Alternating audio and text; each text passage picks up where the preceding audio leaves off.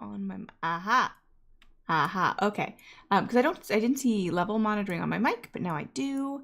And let me know if that sounds good. I think we're good to go. I was just trying to figure out why I couldn't hear myself, and I can now.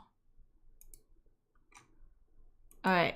Yes, all the technical stuff. Good to go. I updated right before the stream. I don't know why I did that, because I'm a fool. That's why. And I think I've got it all sorted out right now. Okay. Welcome back, perhaps, to the very last, hopefully, stream about this Twitter study replication problem.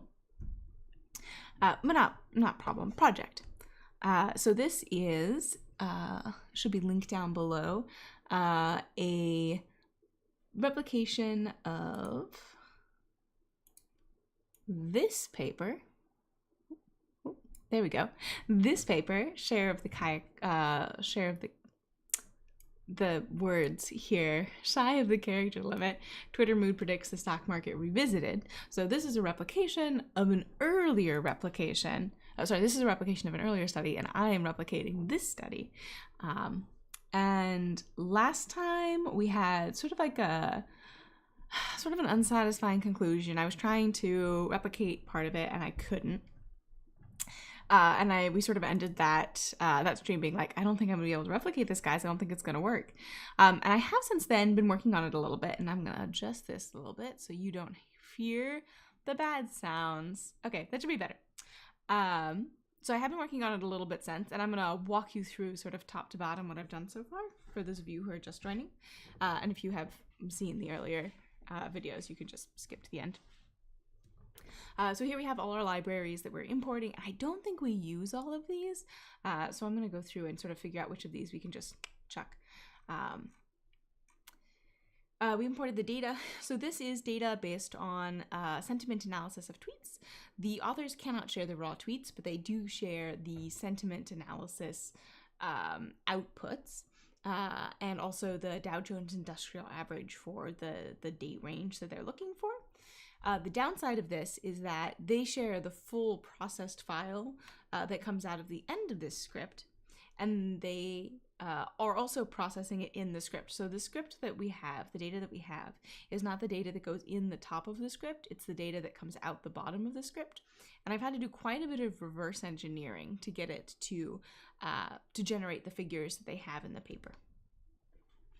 So we do quite a bit of things. So most of what they're working with in this particular framework is data.table rather than data frames. So if you're unfamiliar with sort of the R ecosystem, there is base R has the idea of a data frame, which is like an Excel spreadsheet or something, and that's a first-class object in R.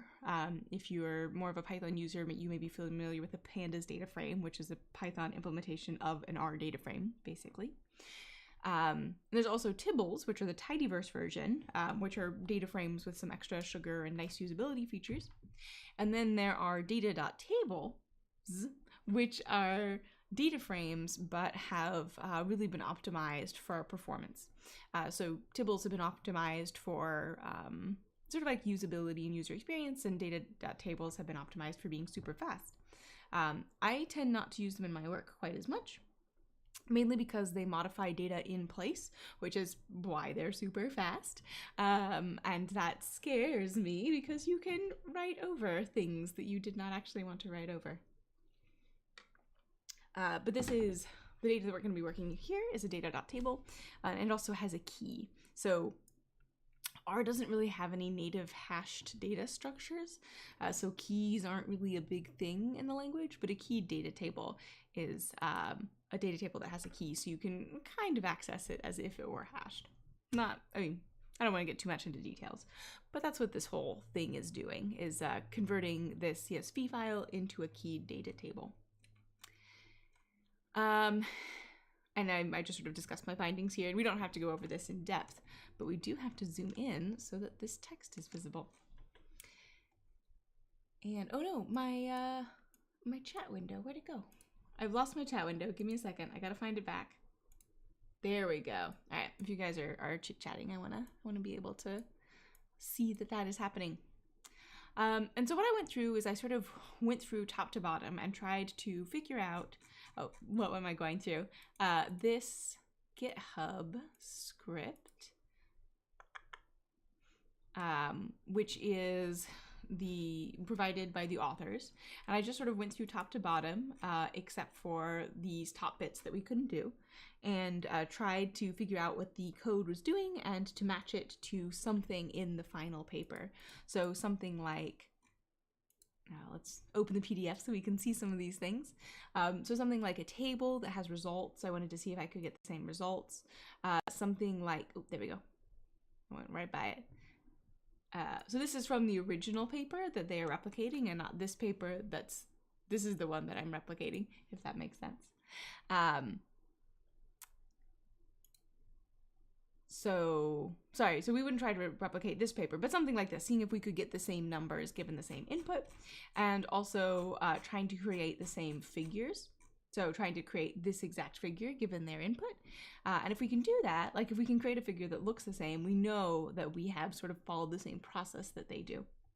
Plus it's like, an easy visual comparison, like is X the same as Y, and you look at it with your eyes, assuming that visual is a good medium for you to take information in through.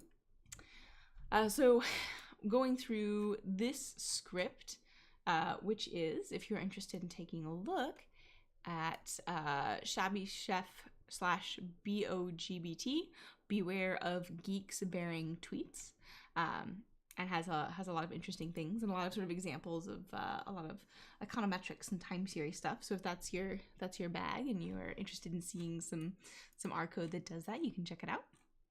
And I started with this figure that we just saw, and I was trying to replicate it. And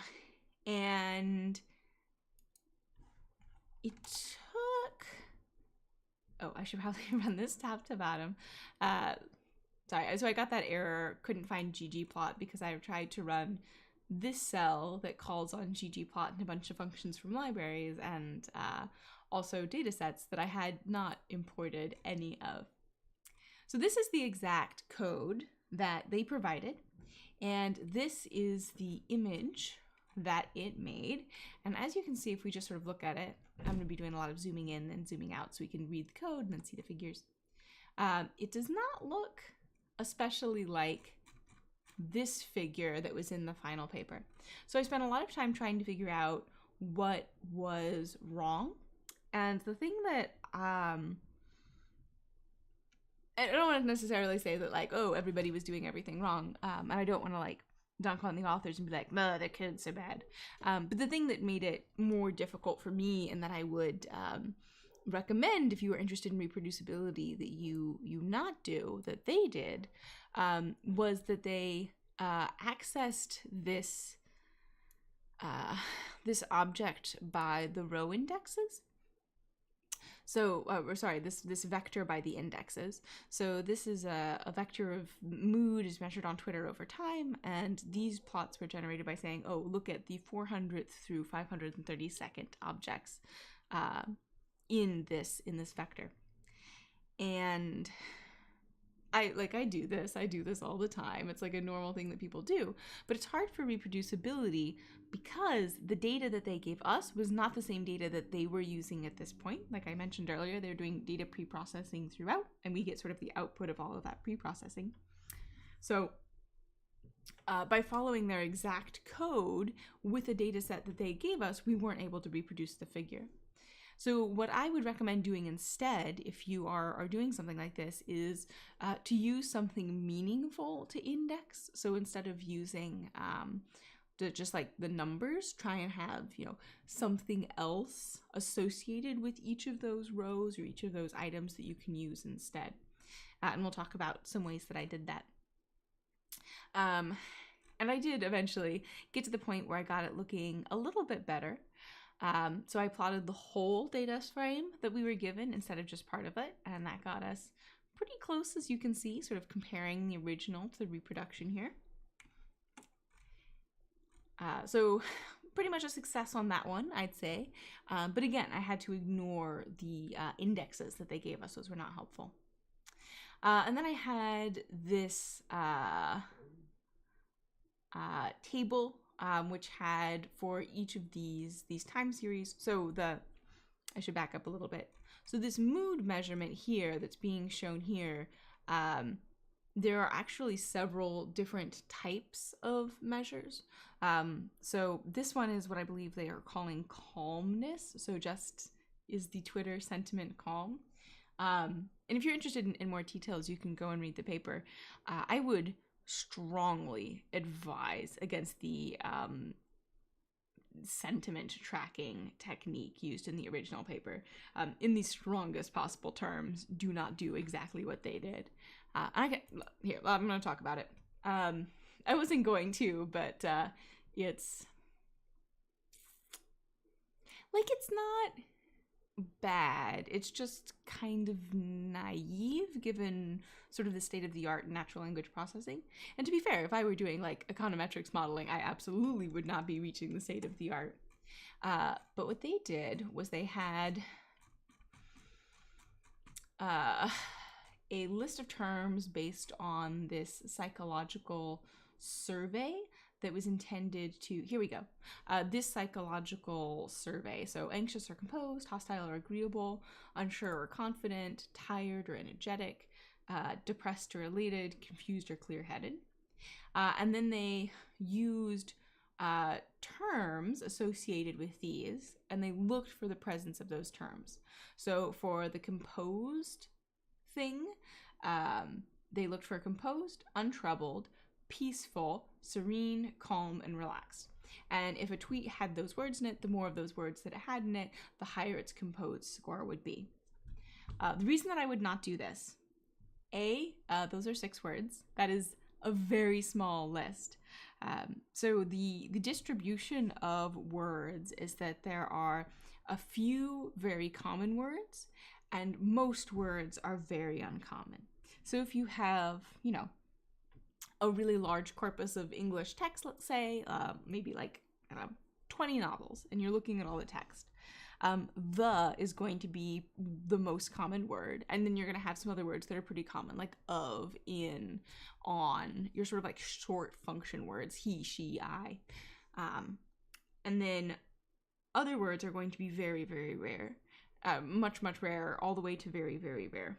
And these are fairly rare words. Like, when was the last time you said composed? Like, for me, obviously, it's right now, because I'm talking about this. But it's a fairly rare word, right? None of these are very common.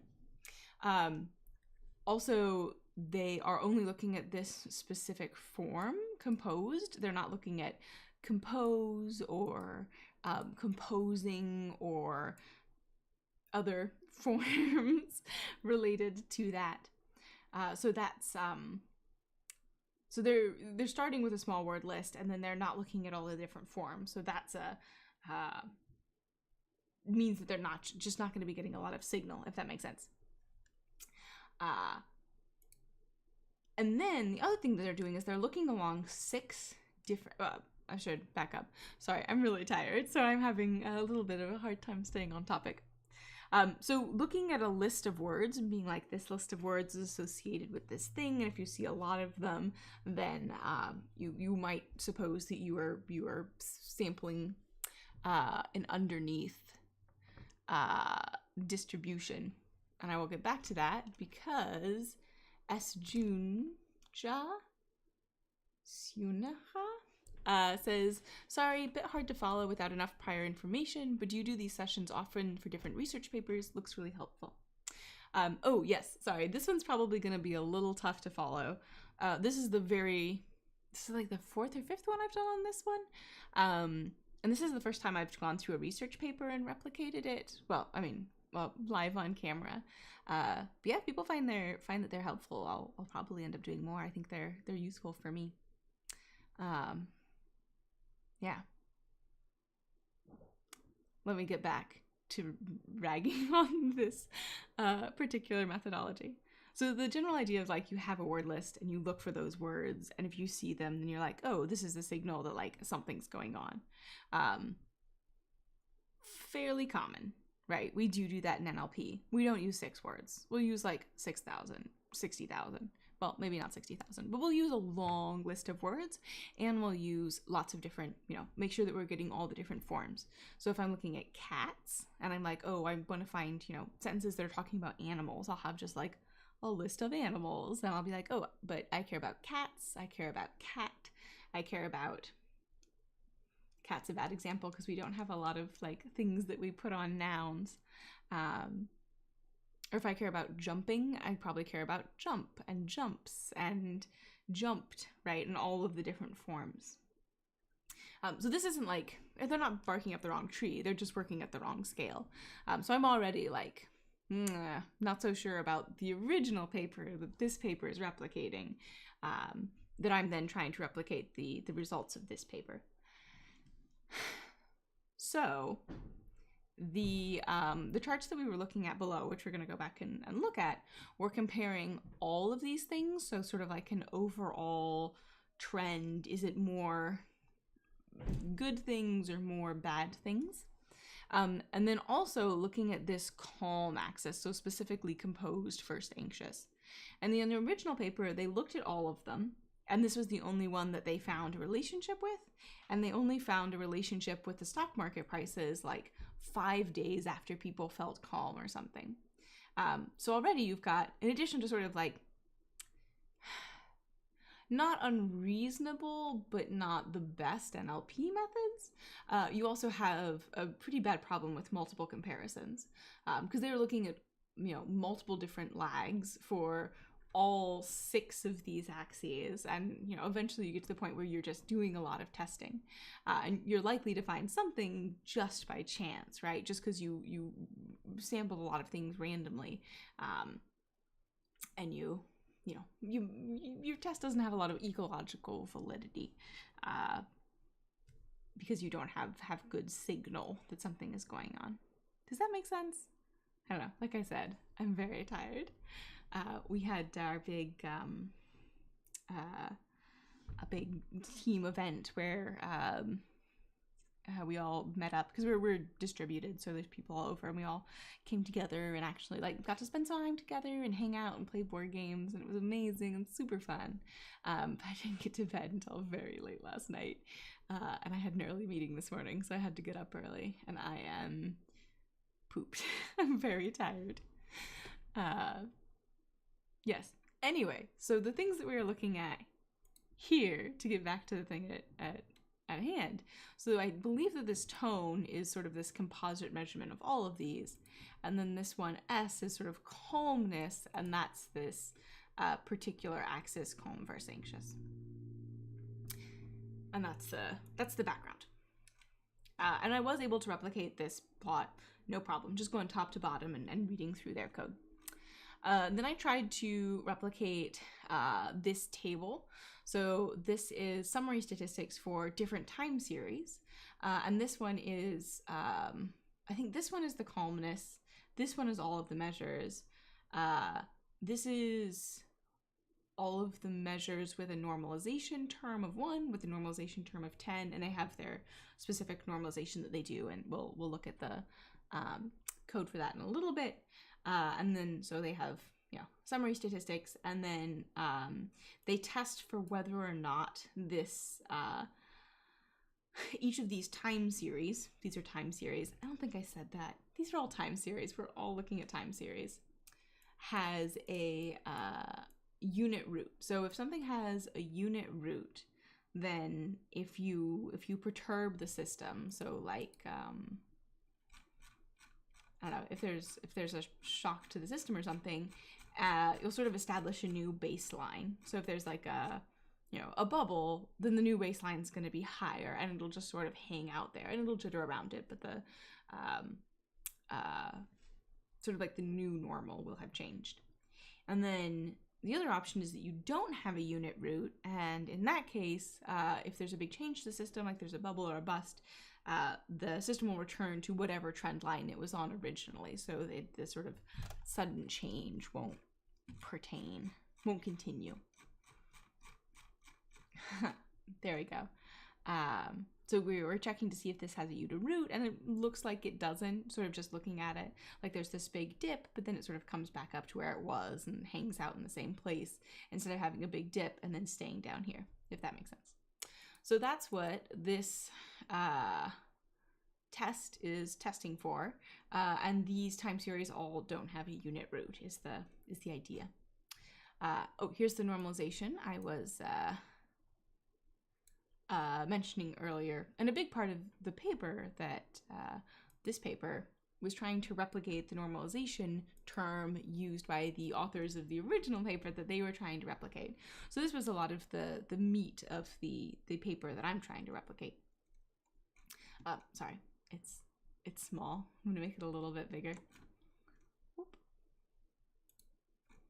There we go. So this represents a lot of the meat of the original paper that I'm replicating. But for me, it was just like copying and pasting. So pretty straightforward. And then I took these basic statistics so these are more statistics than reported in the table, but they are the same. And then I just took the ones that were in the table in the same order. And this is just data manipulation, just moving things around and adding helpful information. And then I did this augmented Dickey-Fuller test on these each of these time series, and then got the p-value. And in each of these, the p-value returned was 0.01, but it was actually less than 0.01. So I was able to pretty much exactly replicate their results. Oh, and this last square is just rounding to 3 decimal places and then adding the p-values. So we get pretty much the exact same numbers. So like this is negative 1.155, negative 1.155, 0.748, 0.748, 0.002, 0.002. So if you sort of like look back and forth, you can see that the numbers are the same. So again, pretty much complete replication, 10 out of 10. I wasn't able to replicate this table. I'll just tell you right now.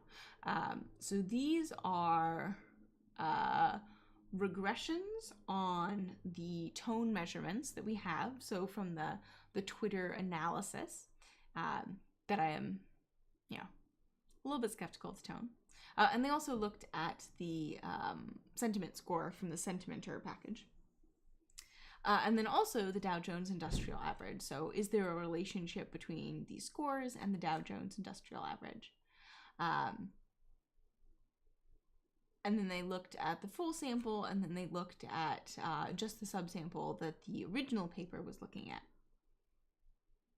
DMB. No, BMZ was the original paper. This is a subsample that they picked out. So these are the regressions, and I wasn't able to accurately get the same results as they did, and I'm not entirely sure why. So I was able to do the regressions, like that was no problem, but I didn't get the same numbers out, and I don't know if it's because I don't know if it's because I had like slightly different data, or it's because they were doing the data processing and sort of the data analysis in parallel, which I've mentioned is sort of the thing that made it hard for me to reproduce a lot of this research. Or possibly, I don't know, maybe the regression package they were using changed in the interim. Maybe it was updated and it just looks different now and the results are different. Yeah, I don't know what it is. But I wasn't able to replicate the results. I think this one was the closest I got. But it wasn't on, so this is on the BMZ lintest .ts data set, which should not be the same as the TMP sample. It should be the BMZ sample. And this is the one I got closest with, and I got some of the numbers correct. I don't know. I'm confused about where they got the numbers that they reported, given the code that I have and the data that I have. And I don't think they made them up. I just am not able to replicate them with ease. So the other thing I looked at, so the other thing I had trouble replicating was this, this partial autocorrelation. Oh my goodness. Sorry. And this is their figure, and I was able to find the code to produce that figure, but I couldn't, like, it didn't look the same, right? Like, I just copied and pasted their code, and some of the things I did with this data object did reproduce what they reported in their paper, but some of them, like this one, didn't. So you can see, like, it looks like the outside and the structure of it is the same, but I couldn't get the actual, like, results to be the same. And I think that's because I just don't have where the data was when it was being pre-processed at this step. And I don't know how to fix that. So, shrug. So, you know, some wins, some losses. Yeah, so this is sort of the meat of the paper. So the meat of the paper was building a model that sort of like looked at the relationship between the Dow Jones Industrial Average and this sort of measurement of mood. So figuring out the normalization term and then, you know, building the model that shows what the relationship is. There isn't a relationship. It's sort of the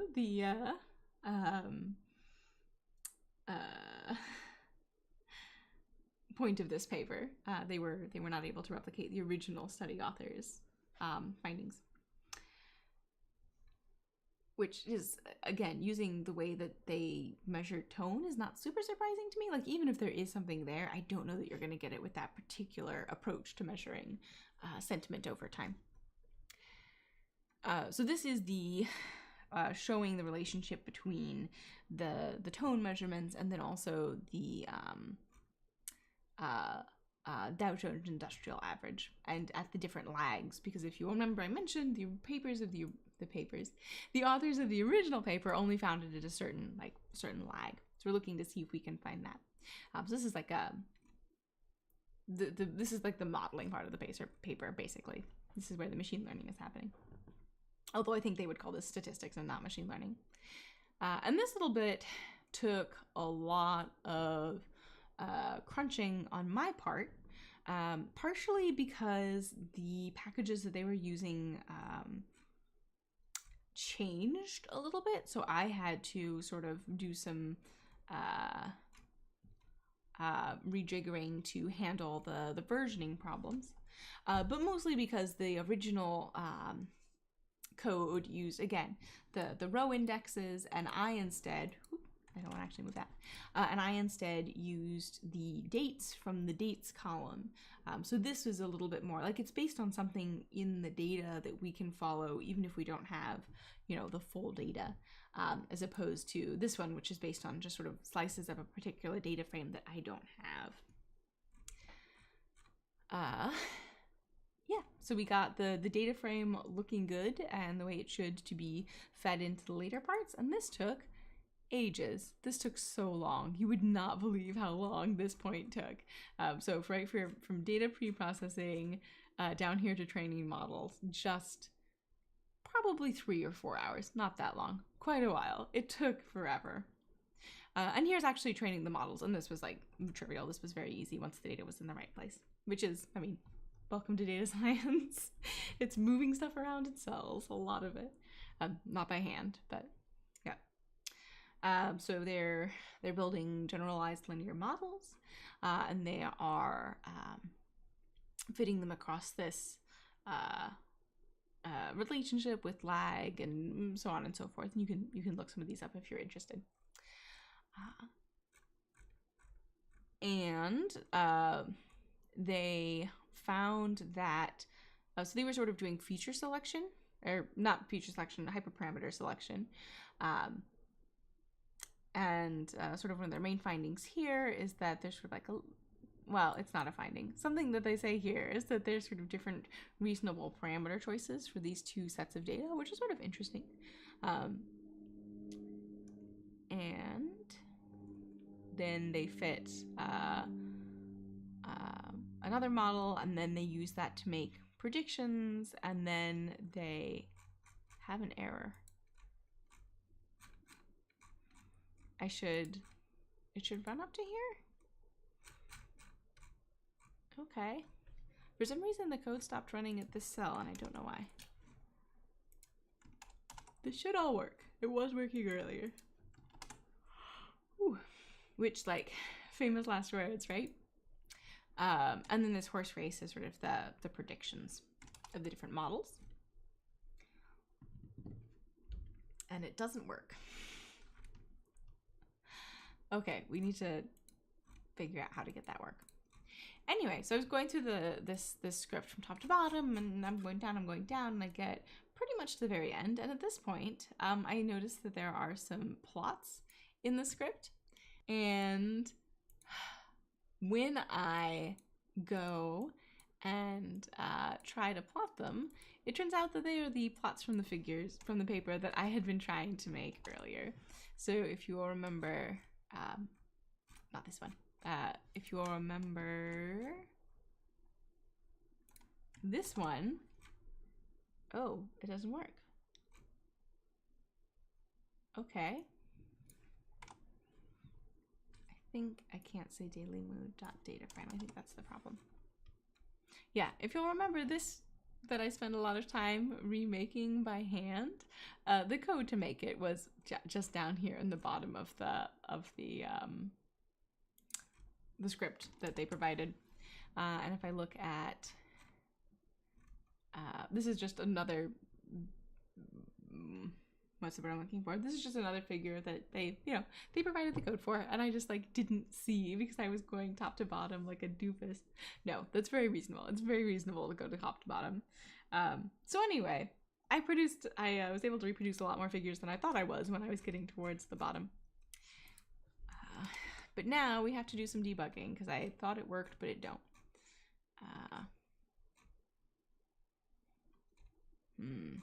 Okay, why are we getting errors?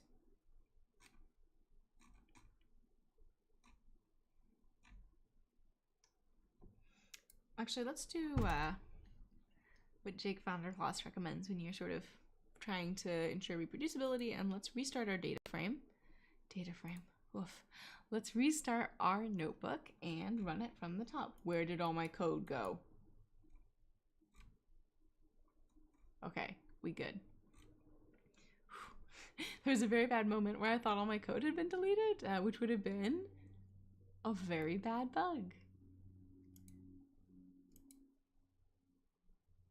All right. And now we're running top to bottom,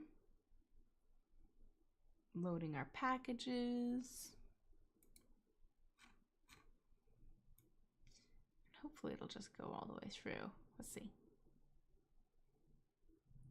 That works.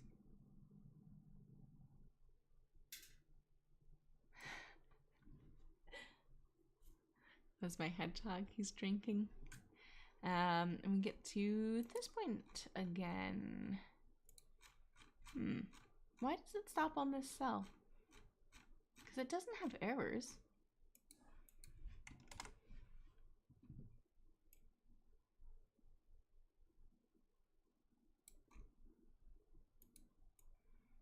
Maybe the plot should be in a separate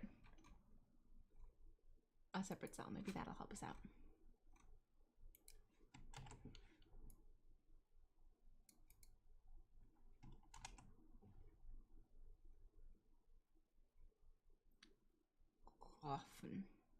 Coffin is not a thing, apparently. Oop, nope, that's the help. I don't need the help. GOFN. Let's see.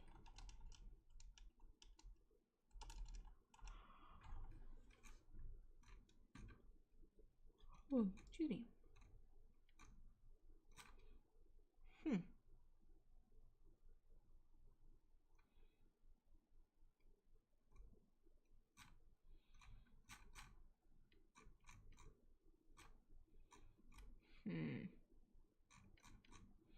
Okay, so maybe Goffin, like, isn't a thing? Interesting. Very interesting. Do I need it? Can I just get rid of all of this? Let's see. Oh, I just learned how to block comment code in a Jupyter notebook, and I feel so powerful. You just click and drag to highlight what you want, and then it's Control/ or Command/ on a monk. On a monk. Oh my god. Command/ on a Mac. I may have to call it early today. Let's see. Let's see if this will cure what ails us. Yeah, so takeaways from this project, just to sort of give us a crowning achievement. So I really like that they share their code. I really like that they split their code into pre-processing and analysis, at least for the Twitter data. So all the NLP stuff is in a different kernel, which I think is great. It's a super good idea. And I do like that they had appendices and that they had very sort of, well, actually, let's look at their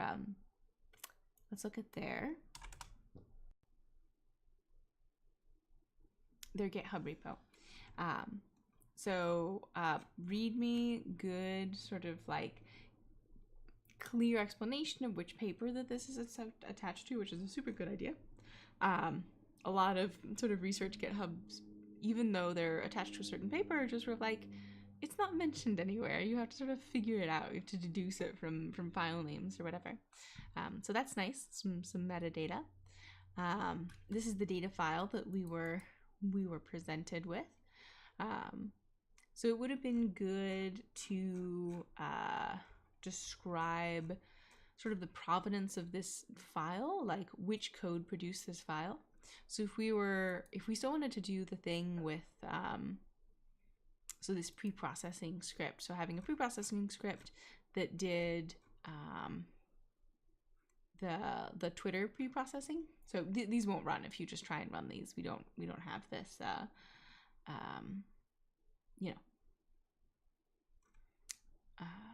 we don't have this data. We don't have access to it just for legal reasons. And I'm 100% okay with that and understand.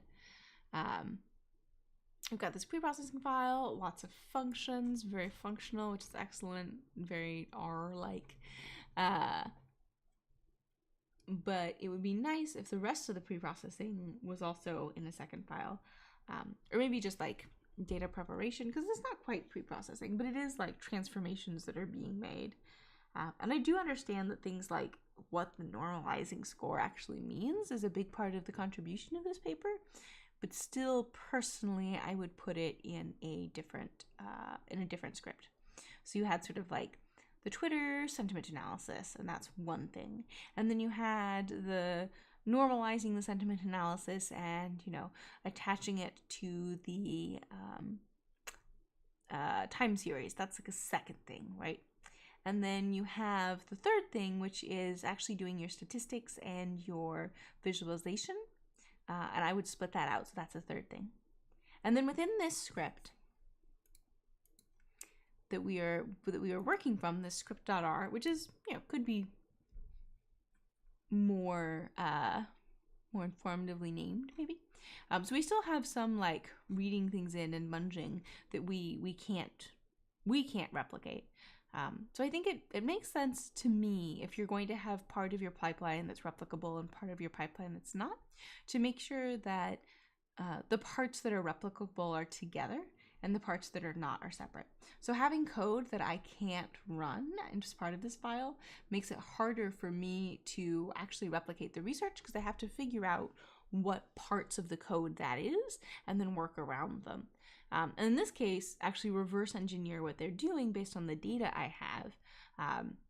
So that was pretty frustrating. It took a lot of time. I would have preferred not to have to do that. I would also make it clearer what code is associated with what in the paper. So I would probably you don't necessarily have to do each figure as a separate file. I think that's ridiculous. Especially if you have like a long paper like this and you have like 40 figures. You don't want 40 R files and each one of them you're reading in the data and each one of them you're reading in all your packages. But I think it would make sense to maybe use something like R Markdown and chunk it, and then have a little bit of Markdown text in front of it, or of course Jupyter, and then have a cell, Markdown cell in front of it that's like, this is this figure, this is what it means, this is how we got it, and this is where it is in the paper. And that's also just like helpful for writing the paper, right? So I don't know about you guys, but when I'm writing papers, I generally use Share LaTeX. LaTeX, it doesn't have to be Share LaTeX, and Knitter, so I generate my figures dynamically in line. And my preference in doing this is to, so my preference for doing this is that my paper itself becomes the reproducible artifact, right?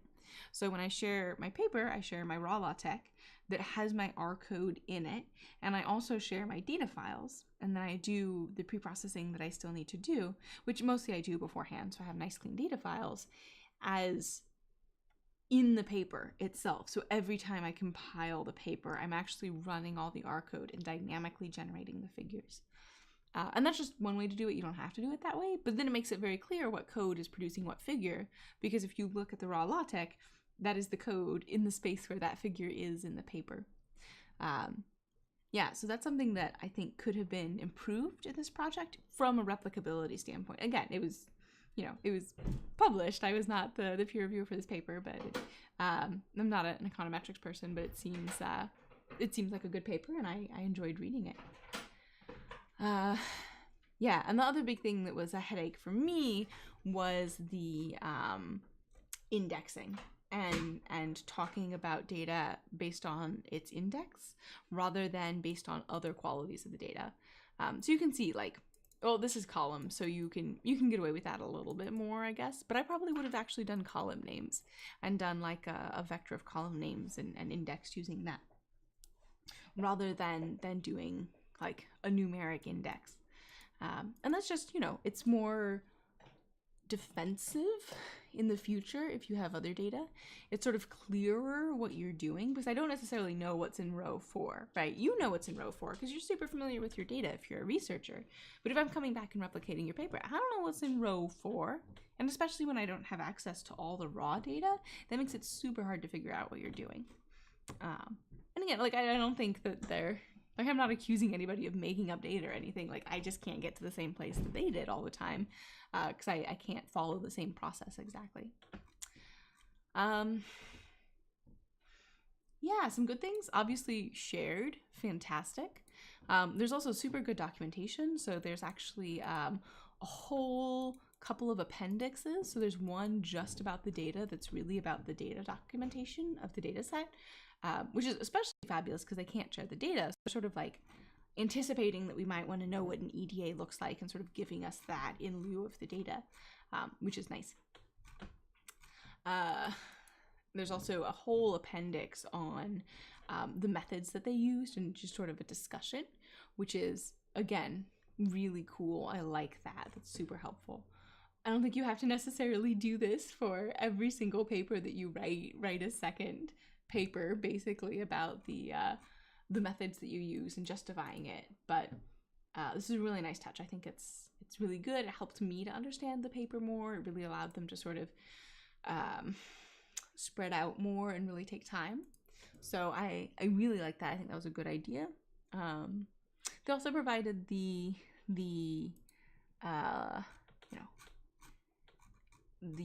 information on what they used to try and if you had to replicate their results with new tweets, I think you could do that. You can't just get exactly their results unless you have access to the exact same tweets that they did. I also like that it was open access. So being able to read the paper was really helpful. It would have been hard to know like what tables I wanted to replicate if I didn't have access to the tables. So I really like that. And of course, free is not a bad thing for research to be. I'm personally a big advocate of open science, and I really I'm glad these authors are standing behind it and sharing their work, and I really appreciate that. Yeah. So I didn't end up being able to replicate everything in the paper, just given the information that I had. I did manage to replicate large chunks of it, including some of the more interesting figures. So these Artle figures at the end, which sort of show the final results, which is that there's no real relationship between Twitter mood and the stock market that they could find. So being able to sort of like be able to hit the same figures as the sort of the finale masterpiece, like the final thing that's important. So being able to get to those was really good. Yeah. So those are sort of my thoughts on this paper, specifically from a replication angle. I'm definitely going to continue thinking about replication. And obviously, like, I have a research background, so I've spent a lot of time doing research. And now I'm sitting on the other side of the table and spending a lot of time replicating research and really trying to get into the weeds, like what works, what doesn't, what, in my opinion, is really helpful for people who are trying to replicate it, and talking about that. All right, I think I am going to call it here because I am falling asleep, basically. And I will be back next week. The week after that, I'm actually going to be out of town visiting my family, so I won't be able to hang out with you guys then. And we may be changing the time of this at some point in the future, but I will absolutely I'll let you know. It won't be like, suddenly it's not on Fridays anymore. It's on, Wednesday at 2 a.m. I'll give you good leeway on any changes on scheduling. Yeah, and if you're in the US, I hope you guys have a great Memorial Day weekend and eat some watermelon and sit outside in the grass and to look at the sky, I guess. I don't know what's important with Memorial Day. Have some flags, I guess.